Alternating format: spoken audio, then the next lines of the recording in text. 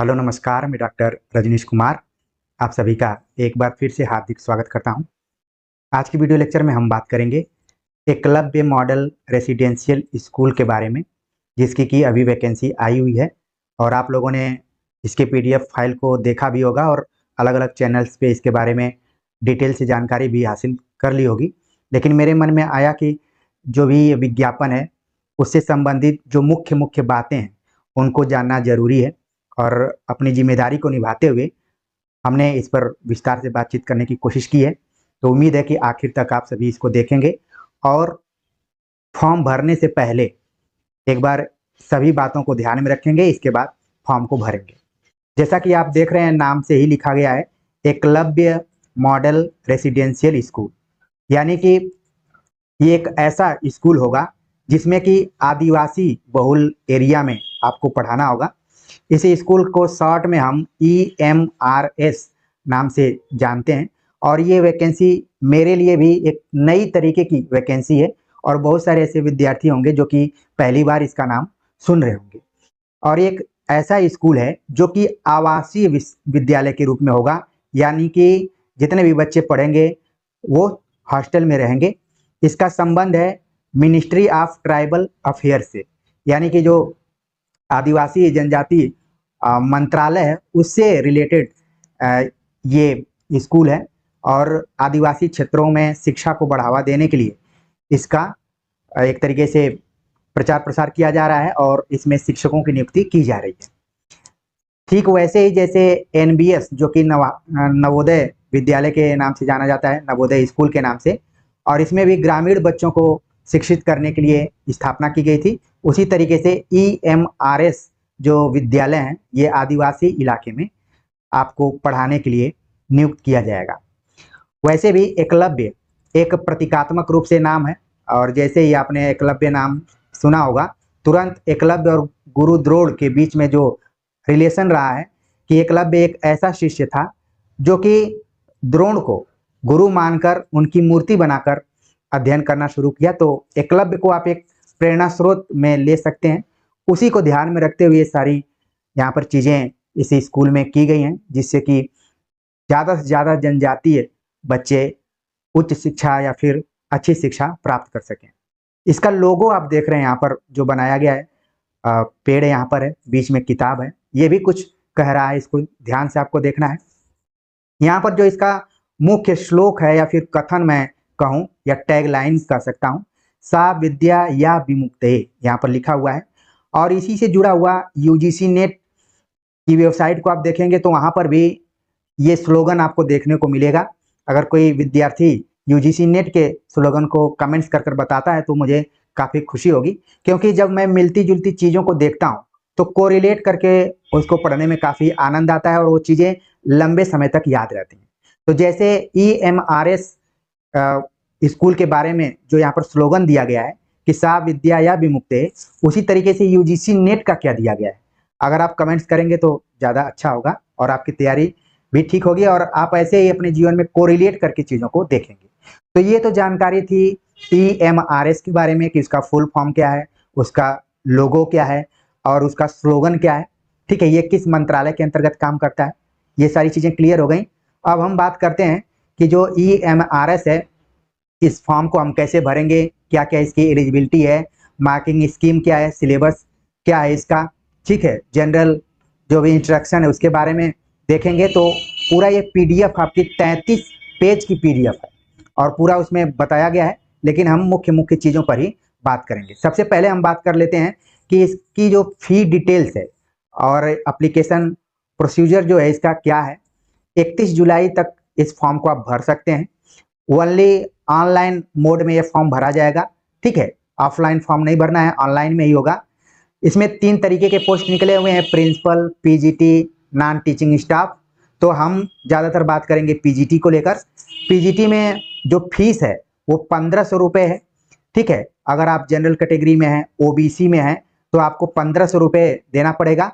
अब आपके दिमाग में आ रहा होगा कि क्या SC ST के लिए फीस नहीं है, तो यहाँ पर सीधे एक पॉइंट दिया गया, तीसरा number, no fee is required to be paid by candidates belonging to SC ST PWD category के जो भी कैंडिडेट हैं उनको एक तरीके से फीस नहीं देना है। ये तो बहुत अच्छी पहल है एक तरीके से देखा जाए। बाकी जो भी बच्चे जनरल कैटेगरीज में हैं, ओबीसी में हैं या फिर फीमेल हैं, उनको देना है। वो भी सब ओबीसी और जनरल में रहेंगे, उन्हीं को देना है। बाकी आप देख रहे हैं कि एससी, एसटी, पीडब्ल्यूडी में जो भी कैंडिडेट है उनको फीस देना जरूरी नहीं है। एक तरीके से नो रिक्वायर्ड है, यहाँ पर देखिए लिखा हुआ है साफ साफ। चौथा पॉइंट यहाँ पर बताया गया कि अगर आप एक से अधिक विषयों में फॉर्म भर रहे हैं तो आपको अलग अलग फीस जमा करना पड़ेगा। तो ये भी आपको ध्यान में रखना है। हो सकता है कि कई विद्यार्थी कई विषयों में एमए इत्यादि हो तो वो इस फॉर्म को भर सकते हैं। ठीक है, तो ये मोटी जानकारी थी। इसके बाद फॉर्म भरते समय आपको बहुत ही सावधानी से फॉर्म भरना है, जिसमें कि डेट ऑफ बर्थ, अपना नाम, माता पिता का नाम, ठीक है, कैटेगरी और जो भी मेल फीमेल का जो भी टैब होगा उसको आपको बहुत ही आराम से भरना है, वरना गलती होगी तो फिर मानसिक दबाव आपके ऊपर होगा और फिर तैयारी की जगह पर फॉर्म संशोधन के बारे में सोचेंगे। आगे यहाँ पर एक दिया हुआ है पॉइंट जिसको कि मैं बताना चाहूँगा कि इसका जो एग्ज़ाम होगा, यहाँ पर एग्ज़ाम प्रिंसिपल के लिए लिखित एग्ज़ाम और इंटरव्यू दोनों है, जबकि जो भी विद्यार्थी पीजीटी के लिए फॉर्म भर रहे हैं उसमें केवल रिटेन बेस पर ही आपका सिलेक्शन होगा। तो ये बहुत ही आपके लिए अच्छी अपॉर्चुनिटी है, अच्छा अवसर है, आप जरूर इसका लाभ उठाएं। अगर हम बात करें पीजीटी में कुल कितनी सीट्स हैं तो 2266 यानी 2266 पोस्ट यहाँ पर आई हुई हैं अलग अलग विषयों में। विषयों की बात करें तो कुल 11 विषयों की चर्चा यहाँ पर की गई है ग्रुप बी के अंतर्गत, जिसमें इंग्लिश से लेकर कंप्यूटर साइंस तक की के विषय हैं। इसमें हिंदी को दूसरा नंबर पर विज्ञापन में दिखाया गया है, जिसमें कि टोटल 200 सीट है। 81 सीट जनरल के लिए है, ईडब्ल्यूएस के लिए 20 है, ओबीसी नॉन क्रीमी लेयर के अंतर्गत 54 सीटें हैं, एससी के लिए 30, एसटी के लिए 15 और कैटेगरी में जो भी हैंडीकैप्ड हैं ओएच, वीएच, एचआई करके, तो इसमें दो सीटें हैं। टोटल 200 सीट है हिंदी में। तो जनरल कैटेगरी से आप हैं तो आपको 81 सीटों पर फाइट करना पड़ेगा। ईडब्ल्यूएस में है तो 20 है, ओबीसी में है तो 54, एससी में 30, एसटी में 15। तो ये मुख्य कैटेगरीज और उनसे संबंधित सीट्स हैं। एक तरीके से देखा जाए तो ये सेंट्रल गवर्नमेंट द्वारा निकाली गई वैकेंसी है, तो आपका जो सर्टिफिकेट होना चाहिए वो भारत सरकार से रिलेटेड होना चाहिए। स्टेट लेवल का सर्टिफिकेट काम में नहीं आएगा। तो आपके पास होगा तो ठीक है, नहीं है तो आप जरूर इसको बनवाना शुरू कर दें।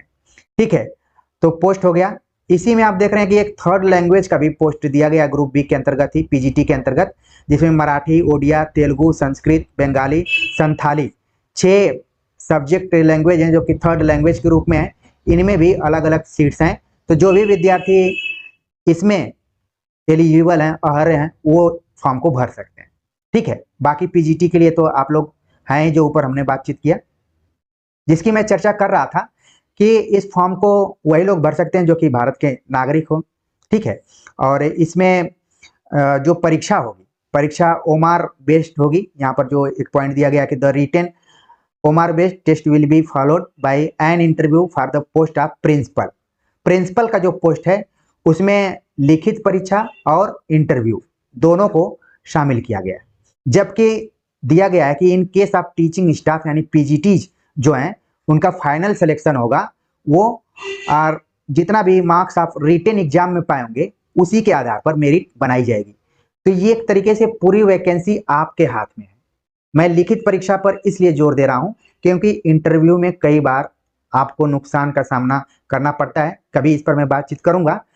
लेकिन लिखित परीक्षा होती है तो कम से कम व्यक्ति को इतनी संतुष्टि रहती है कि हमने जितना मेहनत किया था उतना ही नंबर मिला हुआ है। तो अभी से कमर कस के आप लोगों को पीजीटी के लिए तैयार रहना है, क्योंकि लिखित परीक्षा ही इसका मूल सिलेक्शन का आधार है।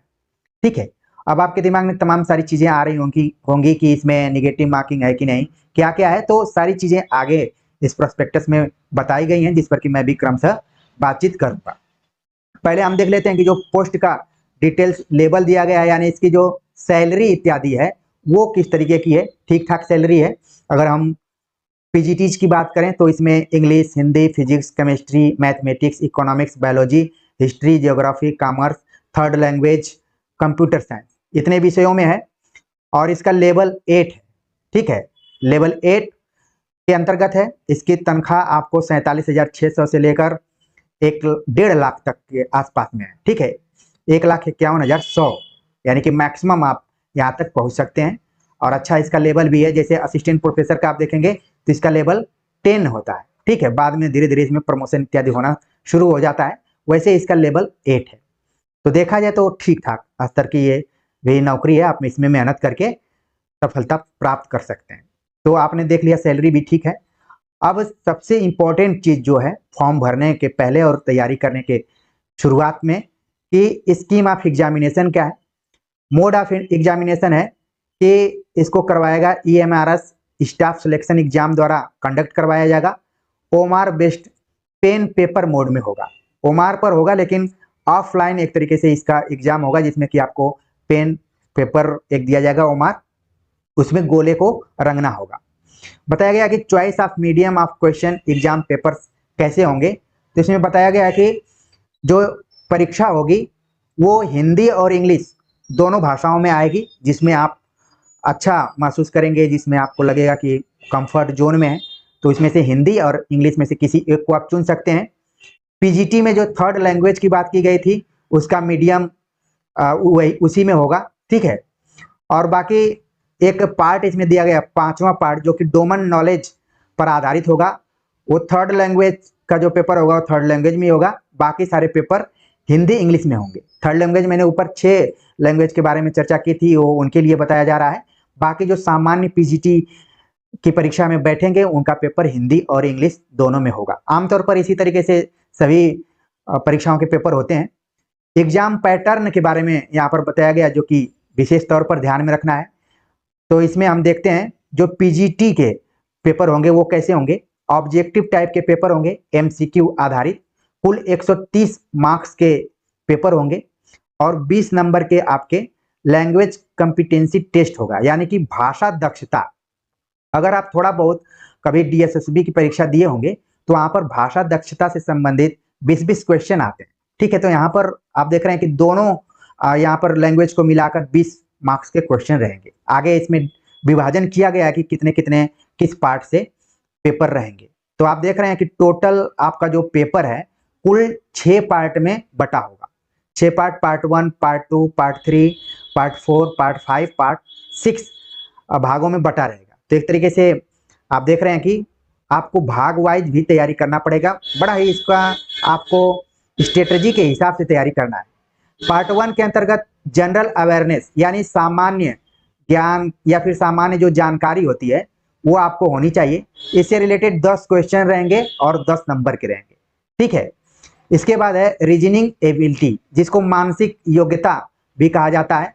ठीक है, आप इन दोनों को आप पहले भी परीक्षाओं में तैयार किए रहे होंगे, बस आपको नए ढंग से इस परीक्षा की तैयारी करना है। रीजनिंग एबिलिटी मानसिक योग्यता 20 क्वेश्चन होंगे 20 नंबर के।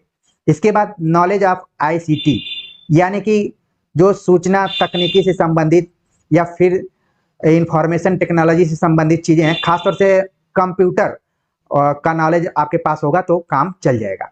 ठीक है, तो इससे 10 क्वेश्चन होंगे, 10 नंबर के होंगे। टीचिंग एप्टीट्यूड, यहाँ पर एक नया आप देख रहे हैं कि इस तरीके से अन्य अगर पीजीटी की आप तैयारी कर रहे हैं तो टीचिंग एप्टीट्यूड कम ही पूछा जाता है। खासतौर से आप DSSB में देखे होंगे या फिर नवोदय का भी एग्जाम हुआ था तो उसमें भी कई बार ये पूछ लिया जाता है। तो टीचिंग एप्टीट्यूड खासतौर से UGC नेट की तैयारी करते समय आप इसको पढ़े होंगे। बाकी अगर आप CTET टेट की तैयारी किए होंगे तो वहां पर भी कुछ कुछ क्वेश्चन इससे पूछे जाते हैं। तो इस परीक्षा में भी 10 क्वेश्चन आपके रहेंगे, 10 नंबर के रहेंगे। ठीक है, तो ये तो 1 से लेकर 4 जो पार्ट हैं अलग अलग, उनके क्वेश्चंस उनके नंबर को भी देख लिया आप। जो सबसे मेन यहाँ पर आपके जो विषय से रिलेटेड है, जिसको कहा गया डोमेन नॉलेज, यानी जिस सब्जेक्ट में आप फॉर्म भरेंगे पीजीटी का, जैसे हिंदी के विषय के जो बच्चे हैं वो हिंदी में भरेंगे, इंग्लिश के इंग्लिश में, तो वहां से सवाल पूछा जाएगा। 70 सवाल पहले तो आपके सब्जेक्ट से रिलेटेड रहेगा, जिसका सिलेबस NESTS वेबसाइट पर दिया गया है और मैं हिंदी के सिलेबस पे यहाँ पर डिस्कशन करूंगा। ठीक है, तो उससे 70 क्वेश्चन रहेंगे। फिर इसी में experimental activity based pedagogy and case study based question, तो यहाँ पर पेडागोजी से संबंधित कुछ क्वेश्चन रहेंगे, यानी 5 सवाल यहाँ पर पेडागोजी से रिलेटेड रहेंगे। ठीक है, और एक चीज नई यहाँ पर जोड़ी गई है कि नेशनल एजुकेशन पॉलिसी 2020 से रिलेटेड जो अभी नई शिक्षा नीति आई हुई थी, इससे भी 5 क्वेश्चन रहेंगे। तो टोटल यहाँ पर आप देख रहे हैं कि 70 + 5 + 5 बराबर 80 क्वेश्चन आपके डोमेन नॉलेज से रहेंगे। डोमेन नॉलेज में भी 3 आप देख रहे हैं कि कैटेगरी बनाई गई है। एक में विषय रहेगा, दूसरे में पेडागोजी से संबंधित क्वेश्चन रहेंगे। अगर आप सीटेट इत्यादि की तैयारी किए होंगे तो अच्छे से इस चीज को समझ पाएंगे। और नेशनल एजुकेशन पॉलिसी से भी 20 क्वेश्चन रहेंगे। तो थोड़ा सा ये क्रिएटिव पॉइंट आप देख रहे हैं, इसको आपको ध्यान में रखना है। 80 क्वेश्चन हो गए।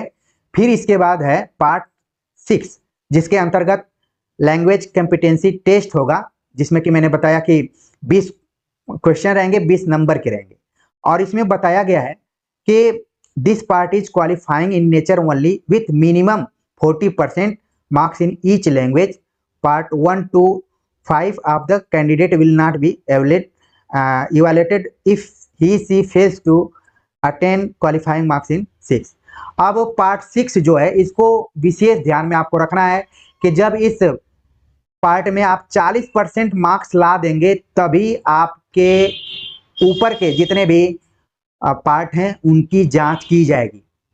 ये आपको उस समय की याद दिला दे रहा होगा, जैसे पहले यूजीसी नेट का एग्जाम होता था तो फर्स्ट पेपर में कैटेगरी वाइज 40%, 35%, 30% इस तरीके से लाना रहता था। और जब इस पेपर में आप क्वालिफाई कर जाते थे, तभी आपका थर्ड पेपर की जांच होती थी। जब लिखित परीक्षा होती थी तब की बात बता रहा हूं। तो यहां पर भी है कि आप भाग 6 में अगर 40% ला देते हैं, यानी कि 20 में 20 का 40% आपको लाना पड़ेगा। मतलब कि लगभग आपको 8 से 10 क्वेश्चन इसमें सही करने हैं, तभी आपके ऊपर के जो भी पार्ट हैं उनकी जांच की जाएगी। तो एक तरीके से आप देख रहे हैं कि पार्ट 6 कितना इंपॉर्टेंट है। पता चला कि आपने ऊपर के general awareness, reasoning ability, ICT, teaching aptitude, अपने विषय को और अन्य चीज़ों को खूब बढ़िया से पढ़ा, और नीचे वाले को आपने इग्नोर कर दिया या फिर हल्के में ले लिया, तो फिर ये घातक हो जाएगा। इसीलिए मैं ये वीडियो बना रहा हूं, ताकि आप लोग मेरे विश्वास के ऊपर जुड़े हुए हैं, तो मेरी जिम्मेदारी बनती है कि एक एक चीज आपको बताई जाए। ठीक है, तो पार्ट 6 को आपको बिल्कुल ध्यान में रखना है। और इसमें देखिए क्या रहेगा, जनरल इंग्लिश रहेगा, यानी कि ग्रामर इत्यादि जो पार्ट ऑफ स्पीच होते हैं, 8 जो पार्ट ऑफ स्पीच होते हैं उनसे रिलेटेड क्वेश्चन रहेंगे। इसका सिलेबस भी है, उस पर बात करेंगे हम। और जनरल हिंदी से 10 मार्क्स के रहेंगे, जिसमें कि व्याकरण से रिलेटेड क्वेश्चन रहेंगे। तो देखा जाए कि थोड़ा सा आप अगर ध्यान से दे देंगे तो इसमें 40% आप पास कर जाएंगे, लेकिन अगर नहीं ध्यान देंगे तो फिर मुश्किलें खड़ी हो सकती हैं। तो यहाँ पर उम्मीद है कि आप परीक्षा का जो पैटर्न है उसको समझ गए होंगे। और ये जो पेपर होगा आपका 3 घंटे का होगा। पूरा आपको ध्यान में रखना है कि 150 क्वेश्चन के आसपास में प्रश्न रहेंगे, जो कि 3 घंटे के रहेंगे, यानी कि 180 मिनट के आसपास के समय आपके पास रहेगी। ठीक है, अब हम बात करते हैं कि यहाँ पर दिया हुआ है कि for all subject PGTs 1 to 4, यानी 1 से लेकर 4 तक, एंड विल बी जो 6 है ये कॉमन रहेगा, यानी 1 से लेकर 4 तक, और छठा जो है ये कॉमन रहेगा, सबके लिए एक ही तरीके का रहेगा। पार्ट 5 जो है ये सब्जेक्ट स्पेसिफिक रहेगा, यानी कि सब्जेक्ट को ध्यान में रखते हुए, अगर आप लोग हिंदी से हैं तो हिंदी का रहेगा, और जो अलग अलग विषय के होंगे उनका अलग रहेगा। ठीक है, उम्मीद है कि समझ में आ गया होगा। आगे बात करता हूं। आगे बात यह है कि मार्किंग स्कीम, आप लोगों के दिमाग में सवाल जरूर उठ रहा होगा कि मार्किंग स्कीम कैसे होगी। तो शुरू में मैंने बताया कि जितने क्वेश्चन है उतने नंबर के हैं। तो 1 marks 1 shall be awarded to every correct answer। अगर आप आंसर दे रहे हैं और सही उत्तर हो रहा है तो आपको 1 नंबर मिलेगा। 0.25, यानी 0.25 नंबर क्या है, ये इनकरेक्ट, यानी कि माइनस मार्किंग यहाँ पर है। ठीक है, निगेटिव मार्किंग है। तो इस चीज को आप अपने टाइम टेबल के आसपास में, या फिर इस परीक्षा की तैयारी कर रहे होंगे तो जो एप्लीकेशन फॉर्म होगा उस पर लिख लीजिएगा कि ये निगेटिव मार्किंग इसमें है, हमें सावधानी से करना है। इसको 1/4 भी कर सकते हैं। ठीक है, 1/4 नंबर माइनस मार्किंग है, इसको ध्यान में रखना है। और जिस प्रश्न का उत्तर आप नहीं देंगे उसके लिए न माइनस, कोई दिक्कत नहीं है, आप छोड़ सकते हैं। लेकिन आपका अगर जो उत्तर सही है उसके लिए 1 नंबर मिलेगा, और जो उत्तर गलत है आपने अटेम्प्ट किया है तो इसमें 0.25 यानी 1/4 नंबर आपके कट जाएंगे सही में से। तो माइनस मार्किंग का खेल तो आप लोग अच्छे से जानते हैं, तो उसी हिसाब से हमें प्रश्न हल करने हैं। ओमार बेस्ड क्वेश्चन पेपर होगा, एमसीक्यू पर आधारित होगा। इसके बाद जो नीचे दिया गया है कि सिलेबस इत्यादि दिया गया है, उस पर मैं बातचीत करूंगा ही। मोटी मोटी चीज़ों पर मैंने बातचीत कर लिया। आपको फॉर्म अच्छे से भरना है और घबराते हुए नहीं भरना है। जो भी डॉक्यूमेंट्स आपके पास हैं और उसको एकदम से क्लियर करके भरना है, अच्छे से भरना है, ठीक है। यहाँ पर देखिए कुछ क्राइटेरिया दी गई है एलिजिबिलिटी का। जैसे एलिजिबिलिटी के लिए बहुत सारे विद्यार्थी हैं, उनके दिमाग में आता होगा कि पीजीटी कौन भर सकता है। तो पीजीटी वो लोग भर सकते हैं जिनकी एज 40 वर्ष तक, यूआर कैटेगरी में अगर आप 40 साल तक हैं तो आप इस फॉर्म को भर सकते हैं। बाकी एससी एसटी ओबीसी के लिए रिलैक्सेशन भी है और कहा गया है कि जो ईएमआरएस में पहले से ही नौकरी में है, इस डिपार्टमेंट में है, तो 55 साल तक के फॉर्म को भर सकते हैं। तो इसमें एज आप देख रहे हैं कि ठीक ठाक है। कई जगहों पर तो जनरल कैटेगरी में 30 ही साल रहता है तो बहुत सारे बच्चे छट जाते हैं, लेकिन यहाँ पर दिया गया कि 40 साल से ऊपर नहीं होनी चाहिए। इसेंशियल क्वालिफिकेशन क्या है, इसको दो भागों में बांटा गया है, ए और नीचे में बी दिया गया है। तो पहले ए को हम देखते हैं। बताया गया है कि आपको जिस विषय में फॉर्म भरना है उसमें पोस्ट ग्रेजुएट डिग्री होनी चाहिए किसी भी रिकॉग्नाइज यूनिवर्सिटी से, चाहे वो डीम्ड विश्वविद्यालय हो या ठीक हो सेंट्रल यूनिवर्सिटी हो स्टेट लेवल का, वहां से आप पीजी कंप्लीट किए हो अपने विषय में, ठीक है। अच्छी बात यह है कि हिंदी की अगर बात करें यहाँ पर, तो यहाँ पर हिंदी और संस्कृत का कोई लफड़ा नहीं है। जैसे यूपी टीजीटी या पीजीटी में आप देखते हैं तो वहां पर हिंदी के साथ संस्कृत की भी जरूरत पड़ती है, लेकिन यहाँ पर संस्कृत कोई जरूरी नहीं है। आप हिंदी विषय में अगर पीजी हैं, एमए हैं, तो आप इस फॉर्म को भर सकते हैं, ठीक है। और यहाँ पर देखिए कुछ परसेंटेज का भी बहुत ज़्यादा नहीं कुछ बताया हुआ है कि कितना परसेंटेज है। आप लोग देखिए यहाँ पर स्पष्ट रूप से लिखा हुआ है कि आपको पीजीटी उस विषय में एमए होना चाहिए जिस विषय में आप फॉर्म भरना चाहते हैं। परसेंटेज का कोई अभी तक हमें यहाँ पर कुछ नहीं दिखाई पड़ रहा है। बाकी लिख रहा है कि जो यहाँ पर है बी पॉइंट कि बीएड डिग्री आपके पास होनी चाहिए। In case of integrated 4 years degree course BEd is not required. तो बीएड की डिग्री आपके पास होनी चाहिए, साथ में पीजी होनी चाहिए, पीजी और बीएड, ठीक है। अभी आप देख रहे हैं कि इसमें कहीं कोई सीटेट इत्यादि की भी चर्चा नहीं की गई है। तो ये तो उन सभी विद्यार्थियों के लिए ज़्यादा अच्छा है जो कि एमए कर चुके हैं और साथ में बीएड कर चुके हैं, तो आराम से इस फॉर्म को भर सकते हैं। जितने भी यहाँ पर सब्जेक्ट्स दिए गए हैं कहीं पर इसका उल्लेख नहीं किया गया है, न परसेंटेज का किया गया है, न सीटेट इत्यादि की कोई चर्चा की गई है। हाँ, एज रिलैक्सेशन की जो चर्चा की गई थी कि 40 साल तक जनरल कैटेगरी में भर सकते हैं। यदि आप एससी एसटी में हैं, ओबीसी में हैं, ठीक है, तो आपको 5 साल और 3 साल की छूट भी मिलेगी, ठीक है ना। इसके बाद अगर आप महिला कैटेगरी में हैं और सभी कैटेगरी की महिलाओं के लिए 10 साल की छूट दी गई है, तो ये तो महिलाओं के लिए अच्छी बात है। और जो भी हैंडीकैप्ड हैं ओबीसी एससी एसटी जनरल में, इनके लिए देखिए छूट दी गई है 15 साल 13 साल 10 साल की। और जो ईएमआरएस में काम कर रहे हैं लोग, उनके लिए तो 55 साल तक का है। तो ये कुछ एज रिलैक्सेशन था, वो भी आप समझ गए होंगे। उसी हिसाब से आपको फॉर्म भरना है। बाकी नीचे दिया गया कि आपके पास जो भी कैटेगरीज हैं या फिर पीडब्ल्यूडी के बारे में आप अपना दावा पेश कर रहे हैं, उसका सर्टिफिकेट जिस हिसाब से सरकारी कार्यालयों द्वारा निकाला जाता है उसी हिसाब से आपको बनवा के जमा करना है और अपने पास रखना भी है, ठीक है ना। तो ये सारी चीज़ें धीरे धीरे आपको समझ में आ गई होंगी और ईएमआरएस से रिलेटेड जो मुख्य मुख्य बातें थी वो भी आप समझ गए होंगे और चीज़ें क्लियर हो गई होंगी। अब जब दोबारा आप फॉर्म भरने जाएंगे एकदम मन से कि इस बार हमें फॉर्म भर देना है, फीस जमा कर देना है, तो आप आराम से भर के इस परीक्षा की तैयारी करना शुरू कर देंगे। तो आप सभी कमेंट्स कर जरूर बता सकते हैं कि सारी चीज़ें क्लियर हुई हैं कि नहीं।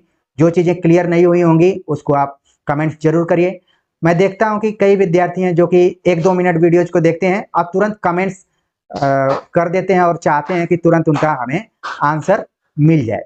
तो इतना जल्दीबाजी में आपको नहीं है, क्योंकि जब भी कोई वीडियो बनाता है तो वो कोशिश करता है कि सारी चीज़ें क्लियर की जाए। आप ही के लिए हमने पढ़ना शुरू किया, सारी चीज़ों को देखा, तो थोड़ा सा कंसंट्रेट होके पूरी वीडियोज देखिए, सारी जानकारी आपको मिल जाएगी।